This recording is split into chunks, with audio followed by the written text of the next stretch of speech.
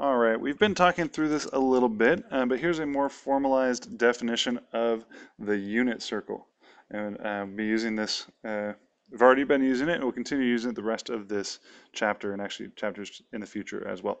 So the unit circle, by definition, is the x squared plus y squared equals 1. And now we've spent a little bit of time with circles, and so we hopefully recognize that as the equation of a circle. Actually, let me do the x and y in black here.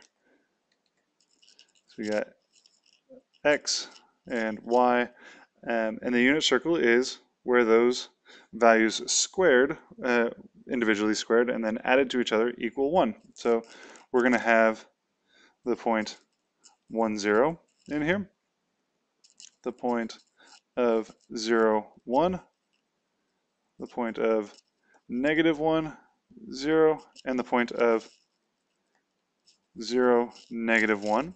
Those x and y values being included in it, and then the rest are part of this circle. And we've seen a few of them already.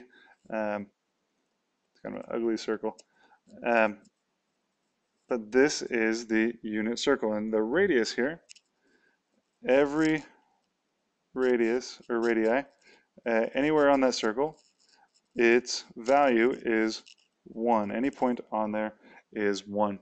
And again, the center of the circle being the origin at 0, 0. So the origin at 0, 0. Okay, so sine of theta, that's our y value divided by the radius. And remember, the radius we're saying for the unit circle here is 1. So really it's y divided by 1, which is just y. The sine of theta is always going to be your y value. So on the first and second quadrants, that y value is positive. In the third and fourth quadrants, that y value is negative. It's below the x-axis. Cosine of theta is going to be the reverse of that, or the inverse. So we've got x divided by the radius, the adjacent divided by the hypotenuse, is equal to what cosine of theta is. And so remember that the radius here in the unit circle is 1. And so really we have x divided by 1, which is just x. The cosine is our x value of whatever triangle we end up having. So when it's in the first and fourth quadrant, that x value is positive. When it's in the second and third quadrant, that x value is negative because it's to the left of the y-axis.